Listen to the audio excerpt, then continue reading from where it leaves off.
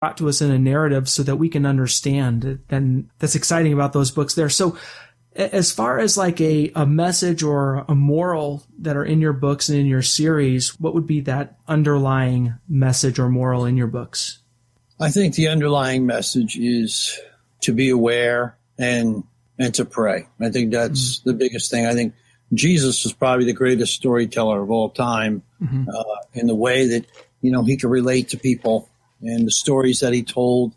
He was a rock star of his time.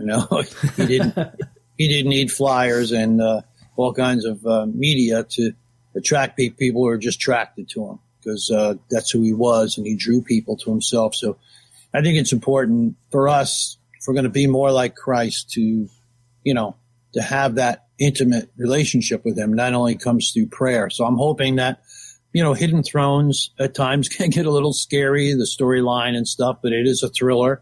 But it is has a very victorious side. And I think it encourages, and I hope it continues to, as the series goes on, to encourage people that, we have this power that God has given us, to tear down strongholds and to take a stand, and pray through things, and God will hear and it'll make a difference. Absolutely. Yeah, I think as Christians, we forget about the power that we have there, where we have the God of the universe able to listen to us, and he allows us to pray to him. And I think so many times we deny ourselves that privilege that he has offered to us. And so I think that is such an important message that you are carrying forward in your books. That's great. So, Russell, is there any new projects that you're working on? You mentioned earlier that you're working on the third book. Is that correct? Yes. Right now, I just took a break from writing to get to hang out with you for a while, which is really cool. Awesome. Thanks. I'm working on book 3, Face to Face, and hoping that'll be finish that up and get that out pretty soon. I also have a new study guide, should be released next week, called Why I Believe in the Rapture. And that is always a controversial subject in some circles.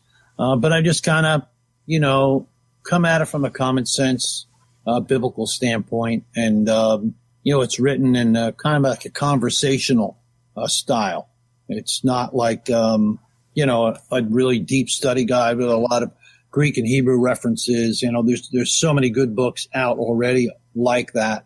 I just wanted to write something, to the common person, the average person who doesn't have time, to dig into, spend hours of study on the subject, and just kind of, draw their attention to the character of God and how awesome he is and how faithful he is. I like that you said where, I like doing the in-depth study, and that's fun for me, but a lot of people just don't have that time to really invest, and they just want the facts. They want it just give me what I want to know. And I love that you're presenting it in a way that's easy to understand, that, like you said, is conversational. I think that will help a lot of people, because, that stuff is really difficult to understand, and have it put in a way that can communicate well, I think is really important. What kind of advice would you have for any new authors that are looking to write in the science fiction, futuristic genre, or maybe even in the nonfiction genre? Well, I think, first off, it's important to, have a defined goal, of what you want to accomplish. I mean, you don't have to have your story all laid out in your head. I certainly don't. But to have a goal, what is it you really want to, when it's all said and done? What do you want people to take away from it? That's important. And to the obvious, spend some time in prayer. And God is an awesome creator, and he's given us that ability. So, and he's not stingy, so he's willing to share. And I think sometimes we cheat ourselves by not always conferring with him on a lot of different things.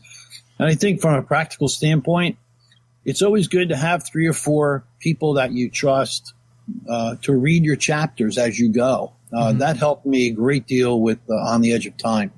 I handed my chapters over to actually about 5 people as I wrote them. And what happens is you get good solid feedback, and you'll know whether you're on a good path or not. But on top of that, you get great encouragement. That's what happened for me. It was my first really, endeavor in that, and people were so excited about what I was doing, and they couldn't wait to get the next chapter. And so that kept me, that kept me going, rather than, how it is, how many people sit down to write something and they start and never finish. Yeah. So I think that's a real key, is to have that encouragement, have that feedback, and it really pushes you forward. Absolutely. Also creates that accountability as well. To when you tell somebody else, it kind of puts you on the line to get it done. Yeah, it does. It's like, okay, where's the next one? That's what I would get all the time. So when am I going to get the next chapter? And so it was cool. And I think once I got past like 100 or so pages, I had my own drive had taken hold of me, and I realized that I could do this, that God was truly leading me. And we all need encouragement. We all need for people to lift us up, and no man's an island, as they say. So it's the devil's always there to tear you down and tell you can't do this and you can't do that. But the Lord, he's an encourager, and if you can find encouragers around you, that'll give you that accountability and the kind of criticism that builds you up rather than tears you down. That's a key. That's absolutely right.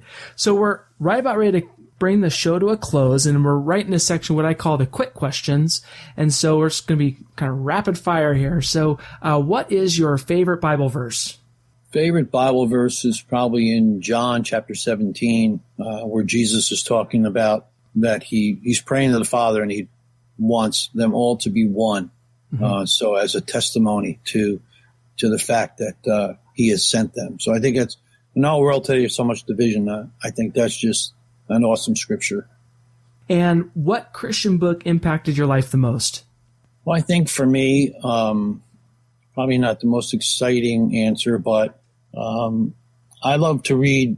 I love to study. So more than read for enjoyment. I guess I should do a little more of that too. But I read stuff from Clarence Larkin, who was a turn of the century kind of guy, but just dispensational truths. And he wrote some amazing things, Book of Daniel and Revelation, just tremendous studies. And the things that he came up with are some of the, foundations for what most people believe today. And that, and I think Charles Spurgeon, I love reading about these great preachers from, years ago, and how about their lives and how God used them. And I find it to be tremendously interesting and also encouraging.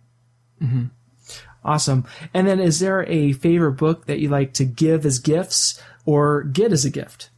I'm going to sound like I don't know what, but I just like people that, sometimes I get gifts at Christmas time from different people or from our production company for thank yous or whatever. And then what I like, they give me, study guides, in different books of the Bible or, someone else's view of certain book of the Bible. And they're the kind of things I love to get because I can dig into them and I can learn something from them. That's great. Now, how can our listeners connect with you directly? Well, they can go to my website, which is easy to know. It's RussScalzo.com.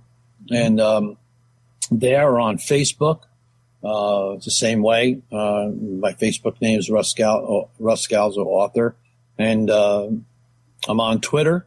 You look me up on Twitter. I'm always out there tweeting away on some different things, trying to share a few nuggets of gold that God gives me now and then. And also kind of helps people that want to know, when's the next thing coming out or how we doing with the book, because that's usually what happens. And they read them, and then I get these emails, and it's 2:00 in the morning, and you made me read this book, and I couldn't put it down, and which is really nice to hear. But absolutely, And, then I say, so when is the next one? How long do I have to wait? So I put all that kind of stuff. I tweet that kind of stuff, put up on Facebook and on my website. Great. Well, thank you so much for being on the show. It's so awesome to have you here. Everyone, you've been listening to Russell Scalzo, and I'm your host, Matt Irons. If you like the notes for today's show and the links to connect with Russell, go to CrossCenteredBooks.com and click the podcast link and type in Russell's name in the search bar, and you'll get all the information we talked about today, the notes, the links, and everything. So thank you so much for listening to the Cross-Centered Books podcast, and we'll catch you next time. Thank you for listening to the Cross-Centered Books podcast, where we talk about Christian books and connect readers to authors and authors to readers. If you want the show notes or get discount and free Christian ebooks, visit us at